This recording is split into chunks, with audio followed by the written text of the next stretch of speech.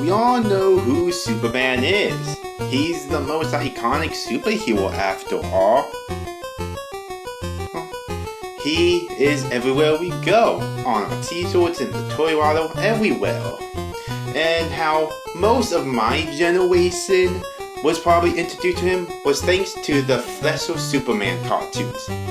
These 1940s animations were everyone's childhood, and since they were part of the public domain, that means anyone could release them. But what if I told you that not all of that is what it seems? What if I told you that there was a secret missing episode from this childhood favorite of so many people? Well, that is what we're going to talk about today. So join me, everyone, as we talk about the Lost Superman cartoon. Have you ever heard of the Fleischer Superman cartoons? They were a series of animated shorts about the non-iconic superhero Superman. With 14 episodes produced over the course of 1940 to 1943, the episodes produced from 1940 to 1942 were done by Fleischer Studios, and the last few episodes up until 1943 were produced by Famous Studios. For those not in the know, these Superman cartoons are often regarded as the pinnacle point of Western animation. They certainly have high quality, and they are quite memorable despite there only being 17 shorts produced.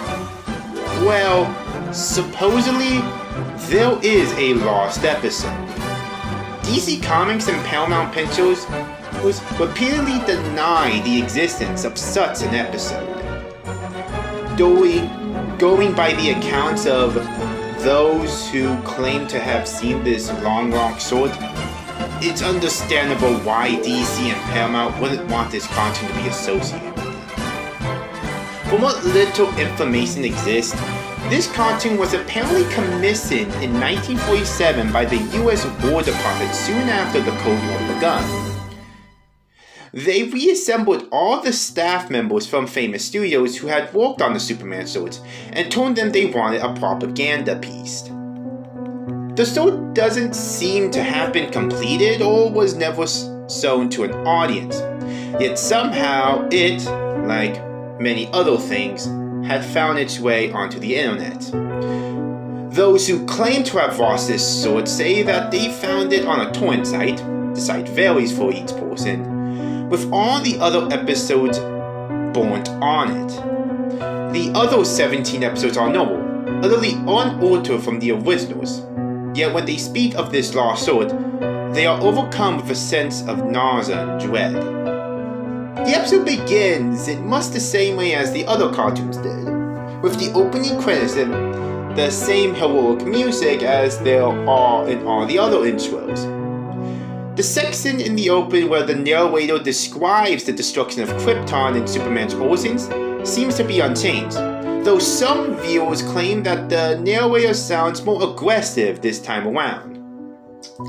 The episode opens in the Daily Planet office, with Lois Lane and Clark Kent having a conversation. All seem to agree that the color palette of the episode seems to be more dull compared to the other sorts. But some say that this was simply due to the age of the recording, while others say that dull colors were due to budgetary issues. Clark is standing beside Lois's desk, while Lois herself is looking over the newest issue of the Daily Planet. Clark asks, "Hard to believe that it's been 2 years since the end of World War II, eh, Lois?" People agree that it seems to be the same actor from the old shorts, Bud Kohler. But like the narrator from before, he sounds aggressive and a little afraid when he leaves his lines. "Seems the world is safe for now with the Axis power it's dealt with." "I wouldn't be so sure about that, Kent," Lois replied. John Alexander, the voice actress for Lois, is known to sound rather shaky and nervous when she leaves her lines. "Have a look at the story I got done on the front page." The camera moves around to show the headline story. "The Red Menace working on nuclear weapons." "It seems the commies are composing against America," said Lewis. It was at that moment that the animation shifted. Now the animation looked as if the black and white storyboards had simply been pasted onto the tape, with choppy stop-motion quality lasting for the next 25 to 27 seconds or so. The audio for this storyboard segment is incredibly fuzzy and distorted, and people who have watched this last episode give varying accounts of what Clark and Lois are saying. Most people seem to agree that Lewis says, "Superman should put a stop to those dirty commies." What's even more bizarre about this sudden offset is that people claim Clark is staring directly at the viewer during this part of the sword. Others claim that he has no eyes at all during this segment. Some say that the storyboards are such a low quality that it's impossible to tell where Clark is even looking. Those who have watched this episode state that the episode fades to black at the end of the bizarre storyboard segment, and when the cartoon returns, it shows Superman talking with President Truman. Despite the normally fantastic nature of the Flesso Superman sword, this one segment is noticed to be oddly somber in tone. Low, tense piano music is playing throughout the conversation, but it's so soft at times people forgot it's even playing.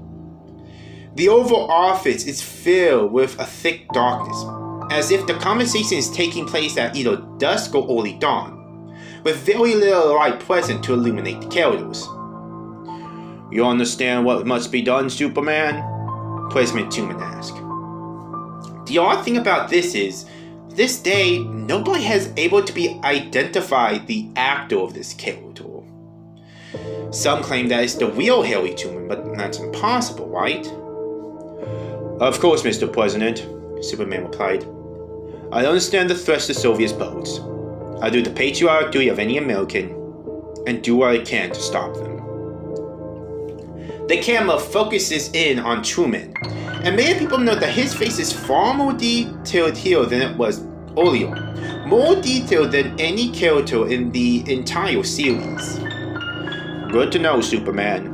America won't stand idly by and let another threat rise up against us. I want you to strike those dirty commies down like the hammer of God, and show them what they're up against."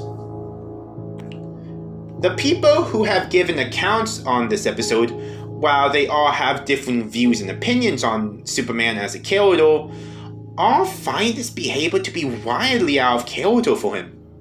They don't seem to able to believe Superman acting as some sort of government agent, nor they can believe Superman using his powers to trap a nation of people. As the conversation between Truman and Superman ends, the screen cuts to black again, before fading back in and showing Superman flying through the air. This segment is utterly devoid of sound, save for small crackles that are just barely noticeable. He flies directly over one landmass with Russell written over it, almost as if the image was taken from an atlas. Superman suddenly dive bombs straight down with an almost deafening sonic boom, breaking the silence from earlier.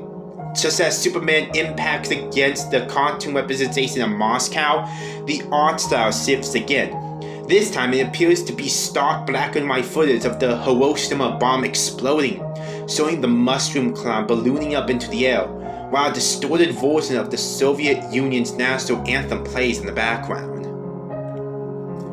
It's from this point on that the people who saw this last episode began to recall the nausea they felt.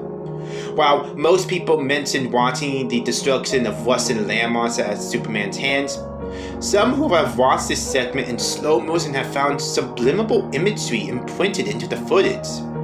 The imagery is graphic, to say the least, and doesn't appear for more than a frame or two. Those who have seen the subliminal imagery describe it as being grainy black-white photographs likely taken during World War II. The images include a picture of a mass grave at an unidentified concentration camp, an American soldier with a knife jam into his throat, a picture of several people being torched by a flamethrower, and lastly, a 3-frame long picture of several charred corpses in the ruins of Hiroshima.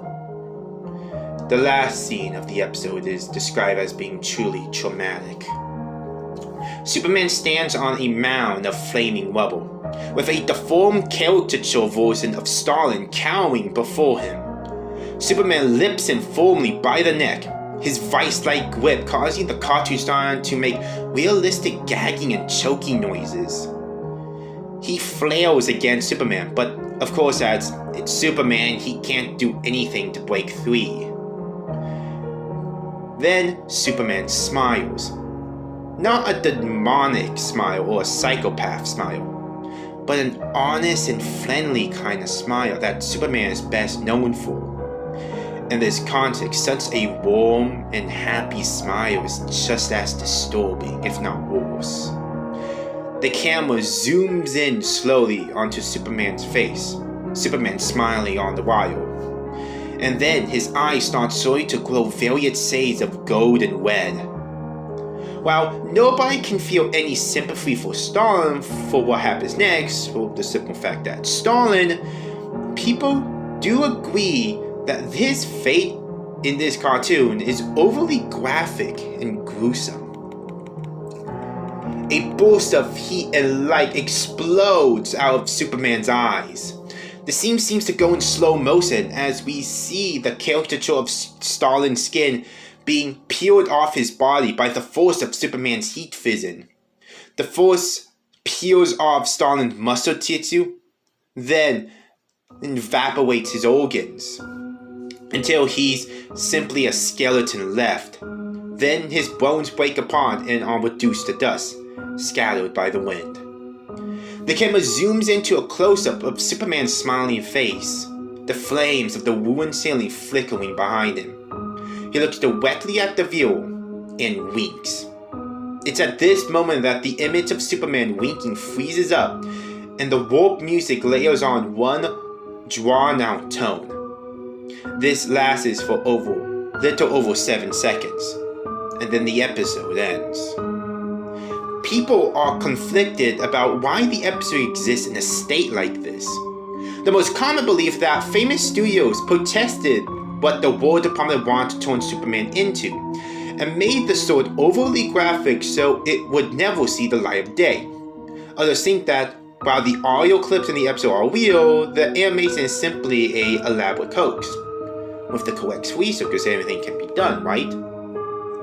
The last mystery about this last episode is that as soon as a person finishes watching it, the file completely deletes itself from the viewer's computer and leaves no trace of its existence. If said viewer attempts to find the torrent again, they simply can't no matter what site they checked. Any attempts to find the upload of the torrent, assuming it is being done by just one person, has ended in failure.